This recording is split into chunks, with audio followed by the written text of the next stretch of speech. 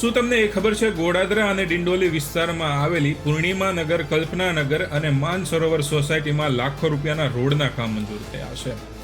આપણે વાત કરીએ વોર્ડ નંબર 26 એટલે કે ગોડાદરા અને ડિંડોલી વિભાગ ઉત્તર. આ વિસ્તારના કોર્પોરેટર અલકાબેન અનિલભાઈ પાટીલ એઓ જ્યારે ચૂંટાઈ આવ્યા હતા ત્યારે તેમણે જણાવ્યું હતું કે તેઓ 8 ધોરણ પાસ છે, તેમના પર કોઈ ગુનાહિત કેસ નથી અને એમની પાસે આશરે 82 લાખથી વધુની સંપત્તિ છે.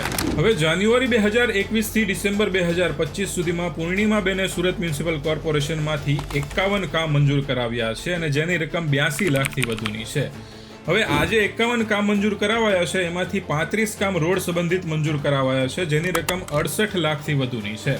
પાણી સંબંધિત એક પણ કામ મંજૂર કરાવાયું નથી. સ્ટ્રીટ લાઇટના 12 કામ મંજૂર કરાવાયા છે, જેની રકમ 2 લાખથી વધુની છે. ડ્રેનેજ લાઇનનું એક પણ કામ મંજૂર કરાવાયું નથી. આરોગ્યને લગતું એક કામ મંજૂર કરાવાયું છે, જેની રકમ 5 લાખથી વધુની છે. શાળા સંબંધિત એક કામ મંજૂર કરાવાયું છે, જેની રકમ 2 લાખથી વધુની છે. અને બાકડા ફાળવવાના 2 કામ મંજૂર કરાવાયા છે, જેની રકમ 4 લાખથી વધુની છે.